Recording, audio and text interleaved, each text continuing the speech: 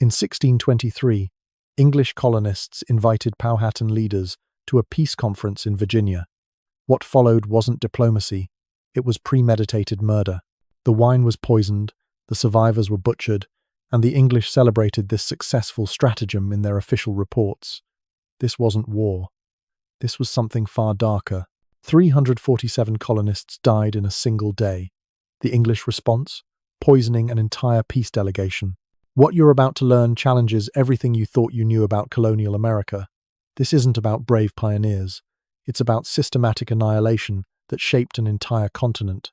By the end of this video, you'll understand why leading historians now use one specific word to describe British actions against Native Americans: genocide. 3 revelations await you. First, the treaty that legally erased an entire people from existence. Second, why British officers celebrated burning 1,000 women and children alive. Third, how colonial tactics became the blueprint for atrocities across the British Empire. What made the Pequot so dangerous that colonists tried to erase their very name from history? How did a winter massacre technique become standard British military doctrine? Why did the British destroy their own colonial records decades later? How could peace negotiators become mass murderers? How could entire nations vanish in a single generation? One British officer's journal reveals the true horror of frontier warfare. His words will haunt you. This wasn't isolated. It was the beginning of a 300-year pattern. 90% population collapse wasn't accident. It was policy. To understand how peace talks became poisoning plots, we need to go back to 1607. If you want to uncover the buried truths of history that textbooks won't tell you, hit subscribe and ring that notification bell, because what I'm about to reveal changes everything about how we understand the founding of America. Now, let me take you back to where it all began. Jamestown, 1607.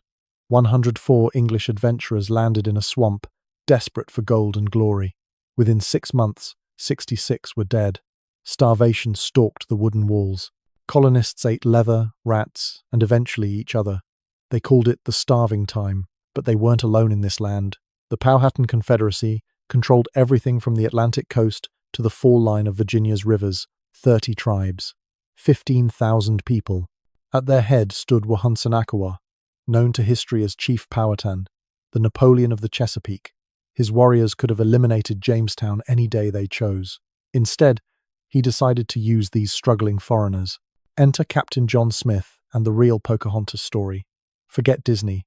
She was 11 years old, a political pawn in her father's game. When warriors captured Smith, Powhatan staged an elaborate execution ceremony, then had his daughter save the Englishman. Adoption ritual or psychological warfare? Historians still debate. What matters is what came next. The English wanted corn. The Powhatans wanted metal tools and weapons. But here's where the historical record turns truly dark. The English didn't just trade. They stole, burned villages for refusing tribute, kidnapped children as leverage. In 1613, they seized Pocahontas herself, holding her hostage for a year. 2 worldviews collided. To the Powhatans, land was like air, used by all, owned by none. To the English, land meant property, profit, permanence. Every treaty misunderstood. Every agreement broken. The Powhatans gave the English a foothold. The English wanted the entire foot. Powhatan died in 1618, and his brother Opechancanough took control. Where Powhatan played politics, Opechancanough planned war. He'd watched English numbers grow from 104 to over 1,000. Watched their tobacco plantations devour Powhatan land. The architect of resistance had seen enough. But the English had learned something from Ireland. In Ulster, they'd perfected tactics against savages, starvation as strategy, terror as tool. What worked against the Irish would work against the Indians. They'd already tested the methods. Virginia would perfect them. Pattern interrupt. The colonists kept meticulous records, not from shame, but from pride. They documented their strategies like scientists recording an experiment. Those documents survive. They reveal precisely how peace became poison. By 1622, both sides knew war was inevitable. English plantations pushed deeper into Powhatan territory. Warriors watched their hunting grounds become tobacco fields. Children learned English words for property and trespass. The powder keg waited for a spark. What happened on March 22nd changed everything. March 22nd, 1622. Good Friday morning. Powhatan warriors entered English settlements, as they had hundreds of times before, sharing breakfast, trading goods. Some even worked in English fields. At precisely the same moment, across 50 miles of Virginia frontier, they struck. The numbers tell only part of the horror. 347 dead of 1,240 colonists, 28% in one morning. But the survivor accounts reveal the real trauma. Thomas Trevethan wrote, "They came to breakfast and stayed for slaughter. My wife died with bread in her mouth and a hatchet in her skull. Entire plantations vanished. Martin's 100, 78 dead. Henricus, 16 missionaries killed at prayer. Women and children showed no more mercy than men. At John Berkeley's plantation, warriors used English farming tools as weapons. The symbolism wasn't subtle. The English response mobilized with terrifying efficiency. The Virginia Company declared a war of extermination. Not victory, not conquest, extermination. Governor Francis Wyatt received clear instructions from London. Root out from being any longer a people. Then came a decision that would echo for centuries. The colony introduced North America's first official scalp bounties. £1 for adult male scalps, 10 shillings for women, 5 for children. They turned murder into market economics. But the English had learned something sinister in Ireland. Direct combat played to native strengths, knowledge of terrain, guerrilla tactics, warrior culture. Instead, they chose systematic starvation. Captain John Smith wrote the strategy plainly: destroy their corn, burn their houses, kill their women and children. Summer 1622. English raiders burned Powhatan crops just before harvest. Autumn 1622. They burned stored corn, leaving families to face winter starvation. Winter 1622. They attacked during the hunger months, when warriors were weakest. A Powhatan woman later testified, "They killed us with our empty bellies, not their muskets." Pattern interrupt. Then someone proposed using their own peace customs against them. The Powhatans held sacred the ritual of shared food and drink. Breaking bread meant breaking hostility. The English would pervert this tradition into a weapon. What the Virginia Company wrote next would horrify modern readers, but they wrote it as instruction, not confession. Stratagems of war are lawful, especially against such perfidious enemies. They began planning false peace overtures. The psychological warfare intensified. English patrols destroyed not just food but hope. They killed deer, drove away game, poisoned fishing weirs. One colonist recorded with satisfaction, "We have brought them to such want that their women and children cry out in hunger." Dr. John Potts enters the historical record here. Colony physician, educated at Oxford, trusted enough to treat both English and native patients. He would prepare the special wine for the peace conference. History remembers him as the first American poisoner. May 1623.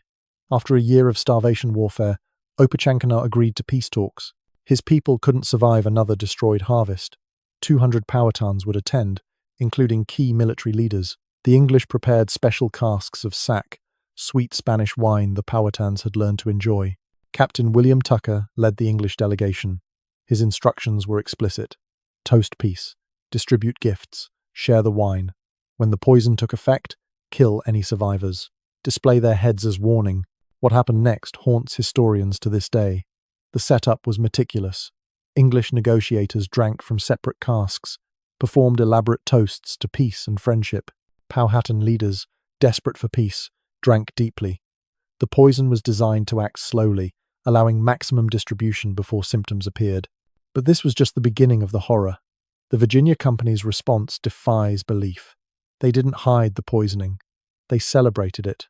Official reports praised the successful stratagem. The company's secretary wrote that poisoning peace negotiators was lawful because faith is not to be kept with heretics. On May 22nd, 1623, the English were ready to spring their trap. May 22nd, 1623. The Powhatan delegation arrived at sunset, following diplomatic protocol. 200 leaders, warriors, and advisors, including several paramount chiefs. They brought gifts, furs, pearls, ceremonial pipes. The English brought specially prepared casks of sack, marked with chalk to distinguish them from untainted barrels. Dr. John Potts had spent weeks perfecting the mixture. Not too fast. That would raise suspicion. Not too slow. Targets might leave before symptoms began. He settled on a plant-based compound that would take 20 to 30 minutes, time enough for toasts, speeches, and maximum consumption. Captain William Tucker commanded the English delegation. His preserved letters reveal the preparations' detail. "Each man knows his part," he wrote. "When the savages fall, spare none, not for mercy, but for certainty." 50 armed colonists waited in the tree line, muskets primed. The feast began with elaborate ceremony. Tucker stood, raising his cup. "To peace between our peoples, to the end of bloodshed, to shared prosperity in this land." The Powhatans drank. Custom demanded it. To refuse would insult the peace process. Hour by hour, the horror unfolded. 7 p.m.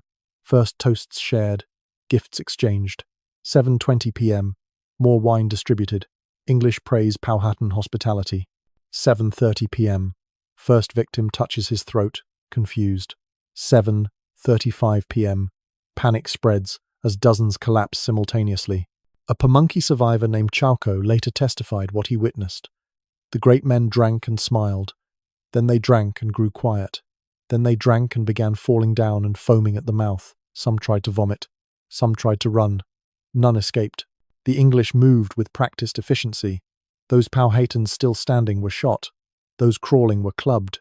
Those paralyzed by poison were stabbed where they lay." Tucker's men worked methodically, checking each body, cutting throats to ensure death. But this was just the beginning of the horror. The heads of paramount chiefs were severed and bagged, bounties to collect. Lesser victims were scalped on sight. The bodies were deliberately left unburied, violating Powhatan burial customs and ensuring spiritual torment. Opechancanough wasn't among the dead. The paramount chief had sent representatives while staying hidden. When word reached him, he sent a messenger under truce flag asking for the bodies. The English response? They shot the messenger and hung his scalp from the fort walls. What happened next set a precedent for 300 years. The Virginia Company didn't investigate the poisoning. They rewarded it. Dr. Potts received 1,000 acres of confiscated Powhatan land. Captain Tucker was promoted to the Governor's Council. The message was clear. Atrocity brought advancement. The English justifications reveal their mindset. Governor Wyatt wrote to London, "We have slain more of them this year than the previous decade of war. Their great men are dead, their provisions destroyed. They can trouble us no more," the company replied, congratulating the laudable work of extirpation. But the killing was far from over. The poisoning broke Powhatan unity, but not their will. Survivors scattered to allied tribes, spreading word of English treachery. Some urged immediate retaliation, others counseled patience, rebuilding strength for future resistance. The immediate aftermath saw English expansion accelerate. With Powhatan leadership decimated, plantations pushed into previously forbidden territory. 1624, 3,000 new acres claimed. 1625, 5 new settlements founded. Each expansion came with the same pattern. Friendship offered, trust gained, betrayal executed. Pattern interrupt. The true horror was still to be revealed. Word of the Virginia success spread to other colonies. In Massachusetts, Plymouth leaders studied Tucker's reports. In Connecticut, New Haven colonists took notes. The poisoning wasn't seen as aberration, but innovation. This brings us to the Pequot War. If Virginia proved that peace could be weaponized, New England would show that entire peoples could be erased. The Pequot controlled the Connecticut River Valley, the wampum trade, the balance of regional power. To English eyes, they controlled too much. 1634, first English traders entered Pequot territory. 1635, first violations of Pequot sovereignty. 1636, first blood spilled. The murder of trader John Oldham provided the excuse, though he was likely killed by Narragansetts. Truth mattered less than opportunity. Captain John Mason commanded the Connecticut forces. A veteran of European wars, he found Native American warfare frustrating. Too much mobility, too few decisive battles. He proposed a new approach. Target what couldn't run. Women, children, elders, food stores, hope itself. What the colonists wrote next still shocks historians. Mason's orders survive intact. We must burn them out and destroy their very name from under heaven. Not defeat them, not subjugate them, erase them. The next 24 hours would determine the fate of nations. If Virginia showed the method, New England would perfect it. The Pequot War erupted with calculated fury in September 1636. 90 English soldiers faced a confederation of 600 to 700 Pequot warriors, controlling dozens of fortified villages. Traditional European tactics would mean years of grinding warfare. The English chose another path. Captain John Endicott struck first, burning empty villages on Block Island. The Pequot, expecting negotiation after this show of force, sent diplomats. The English sent them back in pieces. The message was clear. This war would have different rules. Through winter 1636-37, English raiders perfected their terror tactics. Attack at dawn, burn corn stores, kill anyone too slow to flee. The elderly, the sick, pregnant women, let the healthy escape to spread fear. One Connecticut soldier wrote, "We make war not on warriors, but on the will to resist." But then came the moment that changed everything. May 1st, 1637. English scouts located the main Pequot fort at Mystic. 400 to 700 Pequot sheltered there, mostly families, as warriors were gathering at another fort. Captain John Mason saw opportunity where others might see dishonor. The War Council convened May 25th. Some officers argued for traditional siege. Mason presented his alternative: complete annihilation. Set fire to the palisaded village. Shoot anyone who flees. His reasoning was strategic brutality. Destroy Pequot morale by destroying Pequot families. May 26, 1637, 3 a.m. 77 English soldiers and 200 Narragansett allies began their march. The Narragansetts, expecting honorable combat, didn't know Mason's true intentions. When they learned, many would refuse to participate in what followed. 5 a.m. The Mystic Fort lay sleeping. 2 entrances. Mason split his forces. The plan: enter quietly, fire the wigwams, retreat to let flames do the killing. But the dogs barked. A Pequot voice cried out, "Owanoks! Englishmen!" The village stirred. What happened next defies comprehension. Mason, seeing his surprise compromised, made an instant decision. No measured attack, no quarter given. He grabbed a firebrand and thrust it into the nearest dwelling's thatch roof. "We must burn them," he shouted. His men followed suit. The fire spread faster than mercy. Pequot families woke to walls of flame. Warriors grabbed weapons but found no enemies to fight, only encroaching fire. Women clutched children and searched for escape. The elderly called on spirits for protection that wouldn't come. Here the eyewitness accounts become almost unbearable. William Bradford recorded, "Those that scaped the fire were slain with the sword, some hewed to pieces, others hewn through with their rapiers. Men, women, children, the English made no distinction. Humanity had left the battlefield. The Narragansett allies watched in horror. They'd expected warrior combat, not wholesale slaughter. Uncas, their leader, tried to call out challenges for single combat. The English ignored him, focused on their grim work.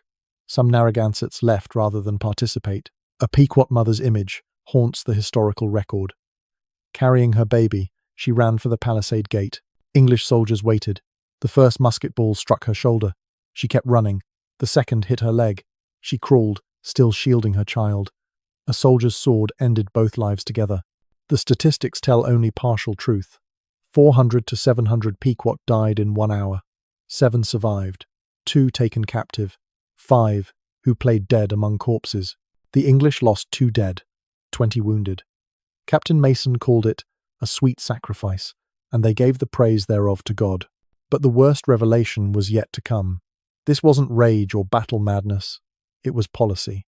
Mason's report to Connecticut leadership requested guidance for handling future Pequot encounters. The response came swiftly: continue the extermination. The hunt began immediately. English forces tracked fleeing Pequot families through swamps and forests.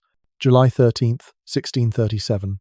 Another 200 Pequot cornered in a swamp near present-day Fairfield. No attempt at negotiation. Musket fire into the marsh until the water ran red. Pattern interrupt. This became the model for every war that followed. The mathematics of murder had been proven. Why fight warriors when you could burn families? Why accept surrender when you could ensure extinction? Block Island witnessed the next innovation. Captain Israel Staunton trapped nearly 1,000 Pequot. Warriors, women, children, elders. Traditional European warfare would accept surrender. Staunton chose differently. Over 2 days, systematic killing. Groups of 20 to 30 executed hourly. Bodies thrown into the sea. The English celebrated with scalps hanging in their meeting houses. But then something even worse began. The Treaty of Hartford, September 21st, 1638. This document achieved what muskets couldn't: the legal erasure of an entire people. The treaty's terms defy belief. The Pequot nation was declared dissolved. Surviving Pequot were forbidden to speak their language, forbidden to use their name, forbidden to live in their homeland. The very word Pequot was banned. Other tribes were prohibited from harboring anyone of Pequot descent. 200 Pequot women and children were divided among English allies as slaves. 20 shillings each, the price of erasure. Others were shipped to Bermuda sugar plantations. Families separated forever. Children raised to forget they were ever Pequot. This systematic erasure set a template. Future wars wouldn't just defeat enemies, they'd unmake them. The Pequots ceased to exist, not through conquest, but through paperwork. A 3,000-year-old culture ended with signatures. King Philip's War erupted in 1675 following this same pattern. Metacom, called King Philip by the English, united regional tribes in desperate resistance. He'd learned from the Pequot fate. Surrender meant extinction. The only choice was victory or honorable death. The death toll was catastrophic. 3,000 Native Americans killed, 1,000 colonists dead. Per capita, America's bloodiest war. But statistics hide the methodology. The English had refined their approach. Winter attacks on food supplies, summer raids on planting, autumn destruction of harvests, calculated starvation. December 19th, 1675. The Great Swamp Massacre. 1,000 colonial militia located a fortified Narragansett winter camp in present-day Rhode Island. Inside, mostly families surviving winter, 97 warriors, 300 to 1,000 non-combatants. The English attacked in a blizzard. The assault began at daybreak.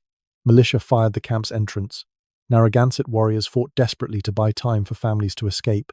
They held for 3 hours against overwhelming numbers. Then the English broke through. What followed would become standard military doctrine. No protection for non-combatants. Women and children driven back into burning shelters. Those who fled were tracked through snow and shot. The English destroyed all food stores, condemning any survivors to starvation. One colonial soldier, finding the carnage too much, later wrote, "It was a fearful sight to see them thus frying in the fire, and the streams of blood quenching the same, and horrible was the stink and scent thereof." His commanding officer's response? Court-martial for showing weakness. The pattern replicated across New England with mechanical efficiency. Sudbury, 30 houses burned with families inside. Lancaster, 50 killed, 24 women and children taken captive. Bloody Brook, 60 natives ambushed and slaughtered while gathering food. But King Philip's War added another innovation: commercialized genocide. Native scalps brought 30 shillings, native heads brought 50, children sold for £10 sterling. Some colonists abandoned farming for the more profitable Indian hunting. The Susquehannock faced similar annihilation in Maryland and Pennsylvania. Once 7,000 strong, by 1763 only 20 remained. The final group sought colonial protection. They were housed in a jail for safety. December 14th, 1763, vigilantes broke in and killed all 20, men, women, children. The youngest was 3 years old. The Yamasee War of 1715 followed the script precisely. When the Yamasee resisted South Carolina encroachment, colonists responded with total war. Volunteer companies paid per scalp. Slaves earned freedom for killing Indians. Within 2 years, the Yamasee effectively ceased to exist. Each conflict grew more efficient. Virginia perfected poisoning. New England perfected burning. The Carolinas perfected commercialization. By 1750, a machinery of elimination operated from Maine to Georgia. The only variation was method. Pattern interrupt. Modern DNA analysis confirms the worst. Genetic studies show population bottlenecks so severe that entire haplogroups vanished. Not declined. Vanished. The archaeological record supports this. Villages occupied for millennia stood empty by 1700. By 1776, the pattern was set, but independence only made it worse. The American Revolution transformed colonial genocide into national policy. What had been separate colonial actions became federal doctrine, the new republic's first priority, completing what Britain started. George Washington, the father of American independence, earned his Iroquois name early Conotacarius, town destroyer. During the Revolution, he ordered General John Sullivan to eliminate Iroquois support for Britain. Sullivan's orders survive.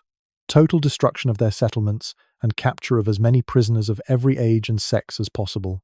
Sullivan exceeded expectations. In 1779, his forces destroyed 40 Iroquois towns, burned 160,000 bushels of corn, cut down orchards centuries old. Winter starvation claimed more lives than bullets. An Onondaga survivor remembered, "When your soldiers came, we had beautiful towns and fields. When they left, we had ashes." But the worst was yet to come. The Indian Removal Act of 1830 made genocide federal law. Andrew Jackson, the Horseshoe Bend killer who personally collected Creek scalps, now sat as president. His message to Congress was clear: these savages must remove or perish. The Creek faced removal first. At Horseshoe Bend in 1814, Jackson's forces killed 800 Creek warriors. Women and children who swam for safety were shot in the water. Jackson ordered his men to cut strips of skin from dead creeks to make bridle reins. 23 million acres seized. The Creek Nation, 30,000 strong, was reduced to scattered remnants. The Cherokee thought civilization would save them. They adopted European dress, created written language, published newspapers, owned plantations. None of it mattered. Gold was discovered on Cherokee land. That sealed their fate. The Trail of Tears began in May 1838. 17,000 Cherokee, forced from ancestral homes at gunpoint. Federal troops gave families minutes to gather belongings. Behind them, white settlers often moved into still warm houses, eating meals abandoned on tables. The stockades came first. Built for 500, they held 1,500. Typhus and dysentery spread like wildfire. Children died of diseases they'd never known. Elders perished from heartbreak as much as hunger. The camps were deliberately undersupplied. Starvation as encouragement to march. October 1838. The march began. 1,200 miles to Indian Territory. Groups of 700 to 1,000, mostly women, children, and elderly, warriors had been separately detained or killed. 10 miles per day through winter. No adequate clothing. Spoiled rations. Corrupt contractors stole supplies and sold them. The death toll mounted daily.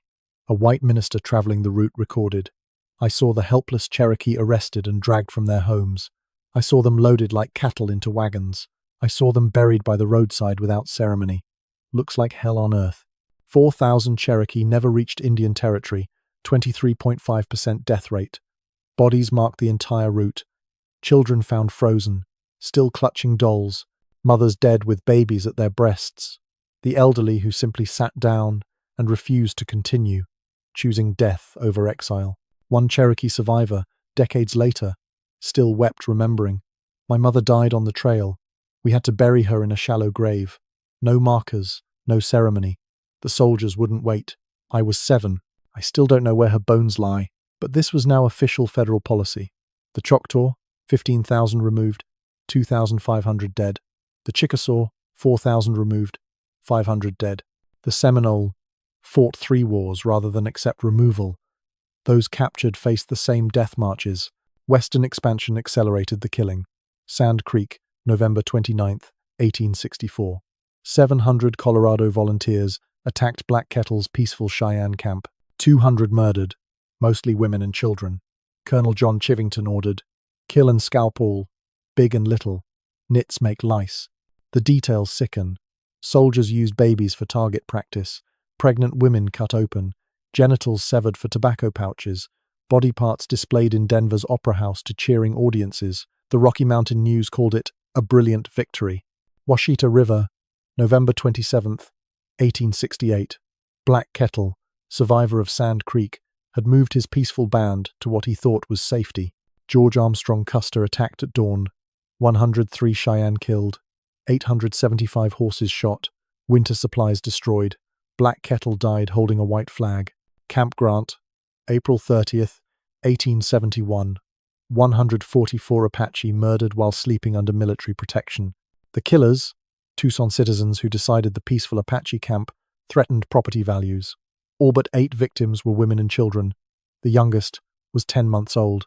The California genocide represents the nadir. 1850, 150,000 native Californians. 1870, 30,000. An 80% extermination rate. The state paid bounties for Indian scalps. $5 per head.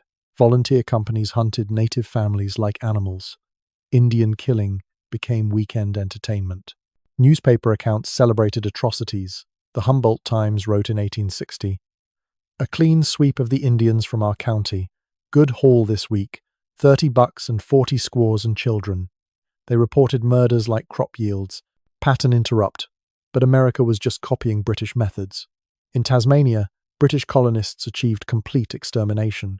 In Kenya, 1.5 million Kikuyu forced into concentration camps. In Ireland, engineered famines killed millions. The connecting thread? Racialized extermination for land. The numbers alone fail to capture the horror. Continental population fell from roughly 10 million to 300,000. Some regions saw 97% mortality. Entire linguistic families vanished. Thousands of years of accumulated knowledge, medicine, agriculture, philosophy, erased. Modern historians have a word for this.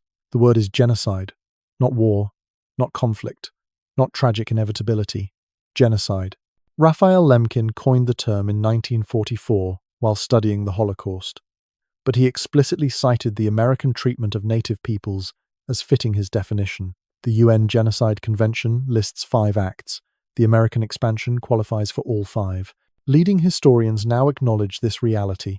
Benjamin Madley's An American Genocide documents California's systematic extermination. D. Brown's Bury My Heart at Wounded Knee exposes the federal policy of elimination. The academic consensus has shifted decisively. The living consequences persist. Modern reservations suffer 25% average unemployment. Diabetes rates triple the national average. Alcoholism ravages communities. Life expectancy remains years below American averages. This isn't historical. It's happening now. Intergenerational trauma passes like inherited debt. Boarding school survivors, beaten for speaking their languages, couldn't teach their children. Languages that encoded millennia of wisdom are dying. Of 300 original languages, only 175 survive. Most are endangered. The cover-up continued for centuries. British colonial officers destroyed massacre records. American textbooks called it westward expansion and manifest destiny. Thanksgiving myths replaced historical reality. We built a national mythology on mass graves, but recognition grows. In 2019, California's governor apologized for genocide. Pope Francis, visiting America in 2015, called it genocide. Canada's Truth and Reconciliation Commission documented systematic extermination. The evidence has become undeniable. What this means requires confrontation. Manifest destiny was ethnic cleansing. Pioneer heroism often meant civilian massacre. The empty frontier was emptied by design. Every American city sits on someone's sacred ground. Every farm grows on someone's ancestral territory. This knowledge demands response. Supporting native sovereignty isn't charity, it's justice. Treaty rights aren't special privileges. They're partial payment for continental theft. Indigenous movements for language preservation, land recognition, and cultural renewal deserve support, not obstacles. The poisoned wine in 1623 wasn't an aberration. It was the beginning of a system that worked exactly as designed. From Virginia's poisoned peace to California's scalp bounties, from the Trail of Tears to Wounded Knee, the machinery of elimination ground on for centuries. That British officer's journal I mentioned? Captain John Underhill, after burning Pequot families alive, wrote, "Sometimes the scripture declareth women and children must perish with their parents. We had sufficient light from the word of God for our proceedings." He found divine justification for mass murder, but indigenous peoples survived. Despite everything, the massacres, the removals, the boarding schools, the attempted erasure, they survived. 574 federally recognized tribes exist today. Millions identify as Native American. The genocide failed in its ultimate goal. This survival is testament to incredible resilience. But survival shouldn't require such strength. The fact that we can still hear Cherokee spoken, still see Lakota ceremonies, still learn from Pueblo farmers, these are miracles born of resistance. The question now is, what do we do with this knowledge? We can't change the past, but we can stop perpetuating its myths. We can support indigenous sovereignty. We can learn true history. We can ensure that never again applies to all peoples. We can recognize that America wasn't discovered. It was invaded. The poisoning continues in different forms: environmental racism, pipeline violations, missing and murdered indigenous women. The machinery of erasure adapted but didn't disappear. This is our history. Not distant, not irrelevant, not comfortable, but true. And truth, however painful, is where justice begins.